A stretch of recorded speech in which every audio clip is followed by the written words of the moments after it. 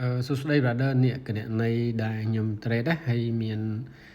អ្នក copy ចម្លងពីគណនីនឹងទៅផ្ទាល់តែម្ដងណាឥឡូវខ្ញុំសូមធ្វើការ review ទៅលើផលតាមណាខែតាមឆ្នាំណាអញ្ចឹងវាប្រហែលជាមួយឆ្នាំគណនីនេះឥឡូវហ្នឹងកំពុង running profit ហ្នឹងហើយឃើញថា balance គឺ18300ហ្នឹងណាបាទហើយ equity ឡើងដល់19000ហ្នឹងបាទអញ្ចឹងដើមឡើយគណនីនេះគឺការដាក់លុយដំបូងណាការចាប់ផ្ដើមដំបូងហ្នឹងគឺ1000ទេបាទក្នុងកំឡុងពេលហ្នឹងណាមួយឆ្នាំហ្នឹងណាអញ្ចឹងឥឡូវយើងទៅមើលលទ្ធផលទាំងអស់គ្នាណាចូលកន្លែង history ហើយបន្ទាប់មកនៅកន្លែងនេះគឺយើងអាចមើលទាំងអស់គ្នាបានយើងដាក់ចាប់ពី today មកណាពីលើមកបាទ last week last month last 3 month last 6 month last year អញ្ចឹងទៅអញ្ចឹង today អញ្ចឹងខ្ញុំចុចលើ today អញ្ចឹងថ្ងៃនេះគឺថ្ងៃទី18ខែ12បាទអញ្ចឹងនេះគឺជាការចេញពីផ្សាររួចហើយការឃើញថាបានផលចំណេញប៉ុណ្ណឹងណាបាទ400ជាងហ្នឹងហើយអញ្ចឹងបន្តមកទៀតគឺមើលទៅលើ last week បាទ last week អញ្ចឹង last week នេះឃើញមានកន្លែង deposit ណាតាមពិតទៅកន្លែង deposit នេះគឺបានន័យថាម៉េចបានន័យថាគឺជា profit sharing ពីគណនីដែលគេ copy ច្រឡងពីខ្ញុំហើយគេបានផលចំណេញណាអញ្ចឹងគឺគេដាក់មកចូលទៅក្នុងគណនីនឹងតែម្ដងណាហើយអញ្ចឹងហើយបានជាចំនួនឃើញនៅខាងមុខមិញ deposit មិញឡើងដល់10000ជាងហ្នឹងណាអញ្ចឹងគឺបានន័យថាគឺជា profit sharing ដែល trade ទៅវាបានផលល្អអញ្ចឹងណាគឺវាបានកើនរហូតណាហ្នឹងហើយអញ្ចឹងសម្រាប់កន្លែងនេះគឺ last week ហ្នឹងគឺឃើញថាកន្លែង profit តែម្ដងហ្នឹងឃើញបាន600ជាងហ្នឹងណាបាទ95ហ្នឹងអូខេទៅពេលមើល last month បាទចុចទៅកន្លែង last month ឃើញទៀតអ្នកឃើញទេឃើញចំនួន deposit ឡើងដល់1731ហ្នឹងហើយអញ្ចឹងអាហ្នឹងមិនចំនួន deposit នេះគឺជាចំនួន profit sharing ពីគណនីដែលគេបាន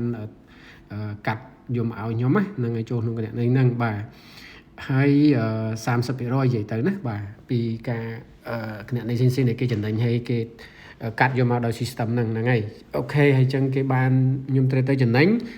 នៅពេលដែលមាន profit share មកអញ្ចឹងអាហ្នឹងគឺគណនីដែលគេ copy ច្រឡងហ្នឹងក៏គេបានផលចំណេញដែរណាបានអាហ្នឹងបាទអញ្ចឹង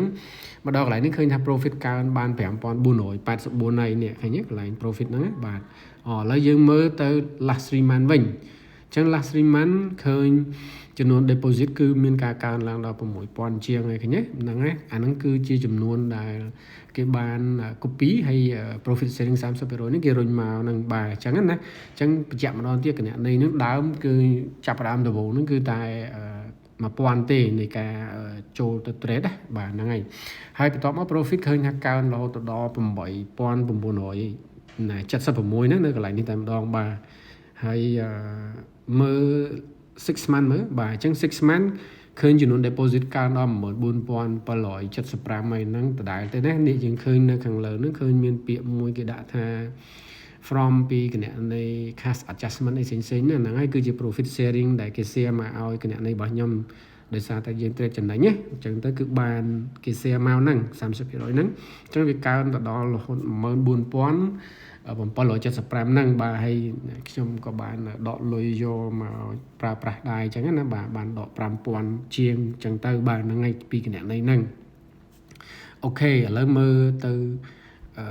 last year តែម្ដងណាអញ្ចឹងពេញមួយឆ្នាំហ្នឹងមកដល់ពេលនេះគឺខែ12បាទអញ្ចឹង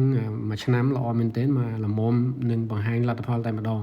អញ្ចឹង deposit នេះគឺកើនរហូត19277បាទហើយ withdraw ហ្នឹងគឺ9000ហ្នឹងហើយគឺខ្ញុំបានដកលុយប៉ុណ្ណឹងណាយកមកបាទចេញអំពីគណនី$1000របស់ខ្ញុំហ្នឹងហើយនឹងជាការអរគុណដែរទៅដល់បងប្អូនដែលគាត់បាន copy ច្រឡងពីខ្ញុំណាហើយ30%របស់ពួកគាត់ហ្នឹងបាន profit sharing ដាក់ចូលមកហ្នឹងណាគឺឃើញនៅក្នុងហ្នឹងតែម្ដងបាទអញ្ចឹងគឺប៉ុណ្ណឹងហើយបច្ចុប្បន្នហ្នឹងគឺ balance កើនដល់18816ហ្នឹងតែម្ដងណាបាទអញ្ចឹងបើសិនជាយើងគិតមើលទៅគឺមួយឆ្នាំហ្នឹងហើយការចាប់ផ្ដើមគឺ1000ណាបាទអញ្ចឹងវាបាន profit sharing មកហ្នឹងគឺវាគេហៅថា compound គុណឡើងរហូតទៅវាបាន 18000នេះដែរណានៃផលចំណេញពីគណនីហ្នឹងបើសិនជាមើលពីអ្វីដែលខ្ញុំបានចាប់ដើមដំបូងពី$1000ហ្នឹងណាបងប្អូនទាំងអស់គ្នាហ្នឹងហើយ brother អានេះជាទិន្នន័យរបស់ខ្ញុំតែម្ដងណាហើយវាមិនមែនបានន័យថាចំណេញរហូតទេវាមានខាតមានអីចឹងទូទាត់ឡត់សាយគ្នាទៅឃើញថាលទ្ធផលដូចដែលបានបង្ហាញនឹងតែម្ដងណាអញ្ចឹងអាហ្នឹងក៏វាមានខាតវាមានចំណេញទៅតាមថ្ងៃតាមអាទិត្យដែរណាវាមិនមែនចេះតែចំណេញទេបាទហើយនេះគឺជាលទ្ធផលដែលខ្ញុំបានធ្វើពិតជាក់ស្ដែងអញ្ចឹងអាចក្រៃលោណាជាជំនួយបន្ថែមនិយាយទៅណាដល់បងប្អូនយើងតែម្ដងណានៅក្នុងវិស័យហ្នឹងបាទហ្នឹងហើយអញ្ចឹងមានប៉ុណ្ណឹងខ្ញុំអរគុណច្រើនណា